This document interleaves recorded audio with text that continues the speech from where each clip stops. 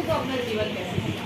प्रभु को जीवन देने से पहले मेरी माँ जो थी प्रभु में पहले आई, और मेरे जो फादर थे वो नॉन क्रिश्चियन बैकग्राउंड में थे। तो मम्मी को कुछ तकलीफें थी और प्रार्थना के द्वारा जो मम्मी छुटकारा पाई, चंगाई पाई, और ऐसे मम्मी जो है प्रभु में आई जब मैं 10 साल का था।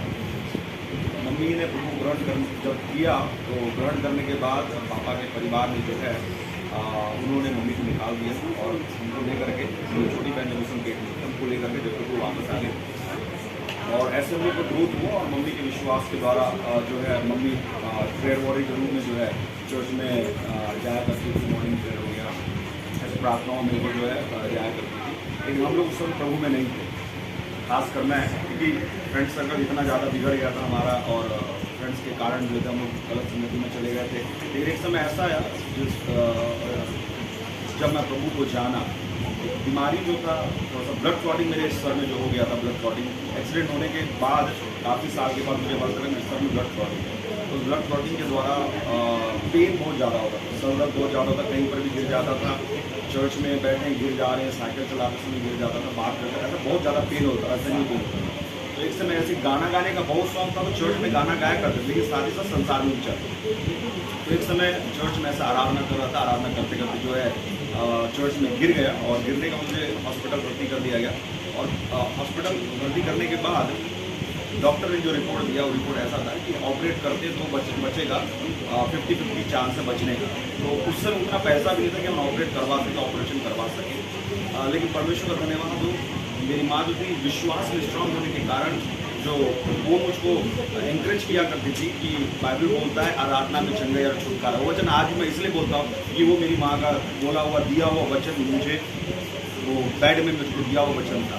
तो उस वचन को जब मैंने देखा और पढ़ना शुरू किया, क्योंकि जब मैं वचन को सुना आराधना में चंगाई छुटकारा, तो मैं इस बात को कल्पना करने लगा, मैं तो खुद आराधना करता हूँ, मैं गीत गाता हूँ, तो मुझको चंगाई चाहिए।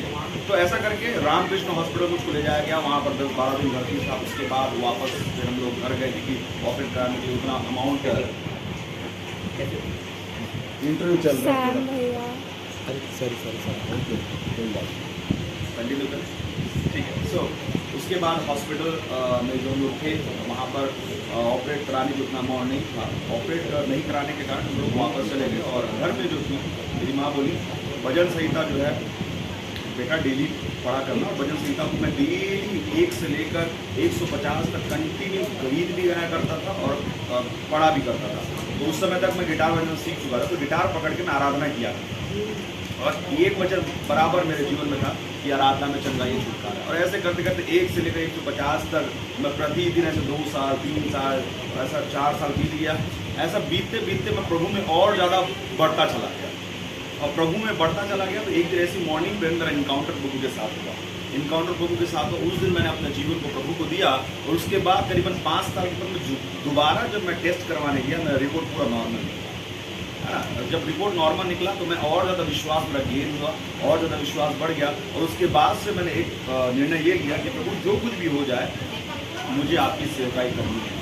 माता पिता तो अब नहीं रहे, लेकिन जो उन्होंने बीज हमारे अंदर बोया था, मेरे अंदर बोया था कि तुझे सेवा करना। इवन तो मेरी माँ के अंतिम शब्द भी यही थे, मेरी माँ जब बीमार थी अंतिम में यही बात होगी, तुझे सेवा करना है, काम धाम बाद में, लेकिन तेरे को सेवा करना है, प्रभु को पहला स्थान देना है। उनका ये वर्ड हमेशा मेरे लिए रहता था, और उस वर्ड को मैंने लिया और वचन को लिया। उसके बाद से मैंने सेवकाई करना शुरू किया, आराधना के मिनिस्ट्री में, लोगों को ट्रेन करने की मिनिस्ट्री में, वर्शिप मिनिस्ट्री में। बहुत सारे लोगों को जगदलपुर हमारे क्षेत्र में मैंने प्रभु की दया से इंस्ट्रूमेंट सिखाया, बजाना सिखाया, गाना सिखाया, आराधना कैसे करते हैं उनको मैं ट्रेन किया। बहुत सारे ऐसे चर्चेस में आज जवान लोग तैयार हुए, आराधना कर रहे हैं, और ऐसे करके हमने जो है प्रभु को जाना और प्रभु में आया। और आज की डेट में परमेश्वर उनको और जगह जगह विभिन्न स्थानों में जो उनको इस्तेमाल कर रहा है। और साथ ही साथ जो दर्शन परमेश्वर ने मिला कि दाऊद के तंबू को फिर से रिबिल्ड करना है, उसके ऊपर हम काम करें जवानों के बीच में। साथ ही साथ ऐसे कई सारे लोग जो डिप्रेशन पे है, जो नशे में, उनके बीच में हम काम करते हैं कि परमेश्वर उनको हमारे द्वारा आशीष दे, हमारे द्वारा छुड़ाए, और परमेश्वर के बीच में काम करे। तो ऐसे प्रभु में सर आप इतना काम करते हैं, जो नशा करते हैं उनके बीच में, और संगीत के द्वारा, और बाहर दूसरे दूसरे शहर में आप जगह में जाते हैं, तो सर आप अपना परिवार को कितना समय दे पाते हैं? परिवार तो एक्चुअली मेरा है नहीं परिवार शादी से पहले, अभी दो साल पहले जो है मेरा शादी हुआ, और उससे पहले परिवार में मैं और मेरी बहन ही थे, 2 लोग थे। मेरी बहन जो है पढ़ाई में स्टडी में थी, तो स्टडी करती थी। वो समय मेरे लिए बहुत गोल्डन समय था कि मैं ज़्यादा से ज़्यादा समय प्रभु के राज्य के लिए, प्रभु के काम के लिए मैं दिया। और अब जो है प्रभु का धन्यवाद, मेरी पत्नी जो इतनी अंडरस्टैंडिंग मिली कि वो सेवा को समझती है, और शादी भी उसी से करना चाहिए जो सेवा को समझती है है ना। जब आप ऐसे निर्णय को लेते हैं और आपकी पार्टनर भी जब सेवकाई को समझती है, सेवा को अपना पहला स्थान देती है, तो ऑटोमेटिक आपको मेहनत नहीं करना पड़ता कि आप सेवकाई में जाएंगे, किस समय देना है, कैसे देना है, तो ऑटोमेटिक सब चीज़ सेट कर देता है परमेश्वर, और सारी चीज़ें ऑर्गेनाइज हो जाती हैं। और ऐसे प्रभु का धन्यवाद हो कि ऐसे पत्नी को परमिशन मुझे दिया, ऐसे लाइफ पार्टनर को परमिशन दिया कि हम जब सेवकाई में जाते हैं तो अंडरस्टैंडिंग है, प्रार्थना में अपलिफ्ट करती है, सेवकाई में अपलिफ्ट करती है, और बहुत सारे एरियाज में जो है परमेश्वर उनके द्वारा मुझसे भी बात करा, मेरे द्वारा उनसे बात, हम दोनों एक दूसरे बहुत सारी चीज़ें।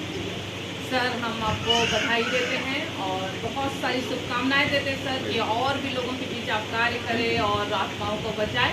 तो थैंक यू सर, आपने अपना समय दिया। Thank you sir, thank you.